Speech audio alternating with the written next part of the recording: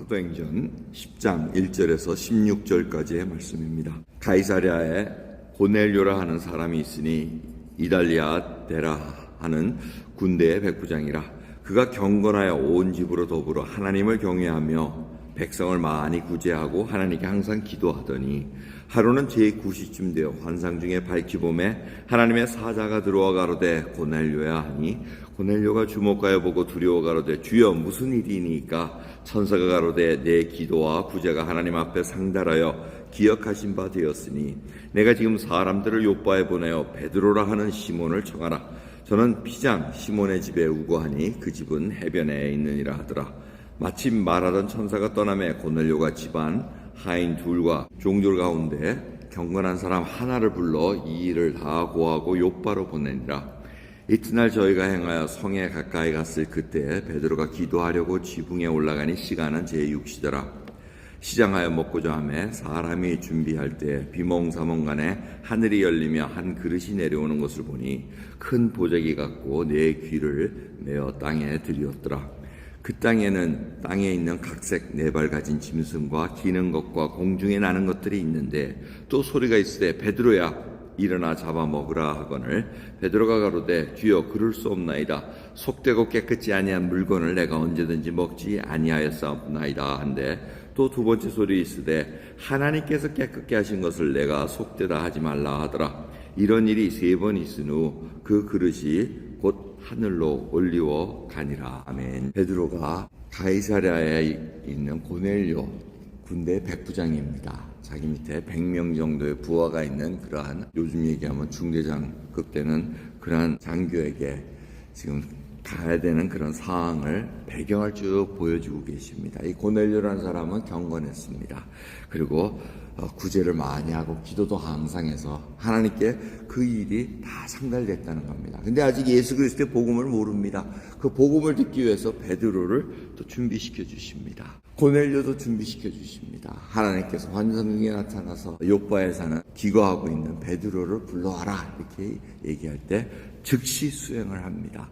그러니까 굉장히 경건하고 하나님을 경외하는 자였다는 것을 알 수가 있습니다. 또 베드로를 준비시키기 위해서 또 환상을 보여주십니다. 그런데 그 모든 일이 언제 일어납니까? 기도할 때입니다. 그럼 기도하지 않으면은 아무 일이 일어나질 않습니다. 자기 생각대로 행하려고 그러지, 이 기도라는 것이 시간에 정해진 시간에 하지만은 사실은 저희들은 어떻습니까?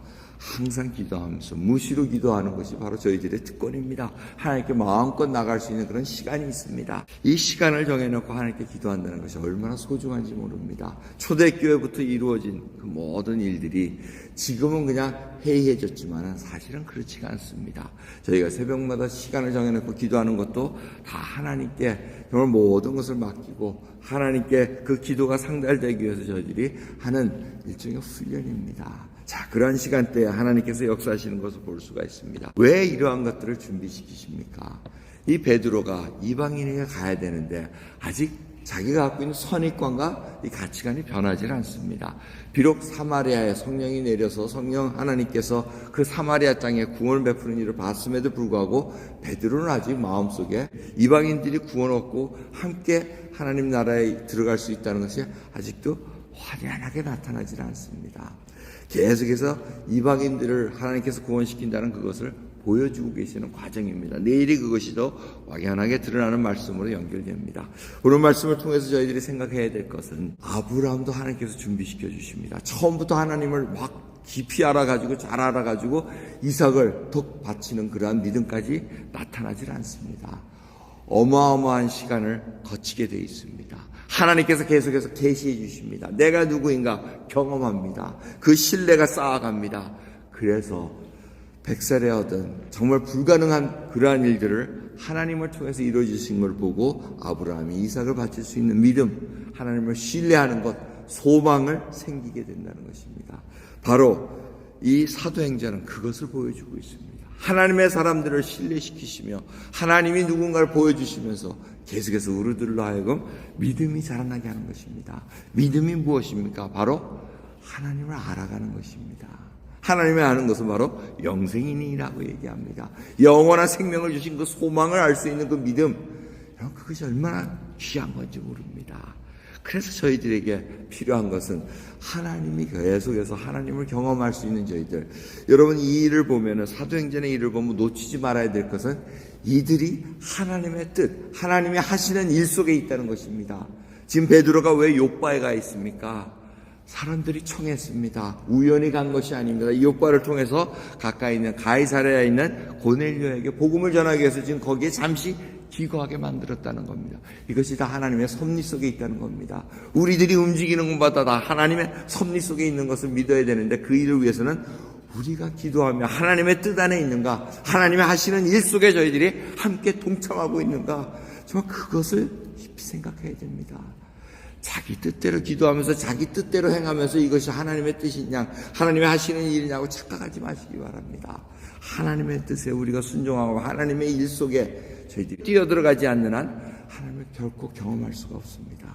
하나님이 하시는 일은 구원의 역사입니다. 지금도 하나님께서 구원코자 하는 그 뜻을 저희들이 깊이 깨닫고 오늘도 하나님의 뜻에 순종하는 귀한 저희들 되기를 간절히 기도하겠습니다. 감사합니다. 오늘도 저희들 정말 눈을 들어 하나님을 점점 알아가기를 소원합니다. 저희들 속에 아버지 거룩하지 못한 것 그 하나하나가 예수 그리스도를 닮아감으로 말미암아 이제는 성령을 쫓아 행할 수 있는 하나님의 백성으로 붙들어 주시옵소서. 오늘도 감사하며 찬양하며 이 하루를 열게 해 주옵소서. 감사드림을 예수 그리스도의 이름으로 기도드리옵나이다. 아멘.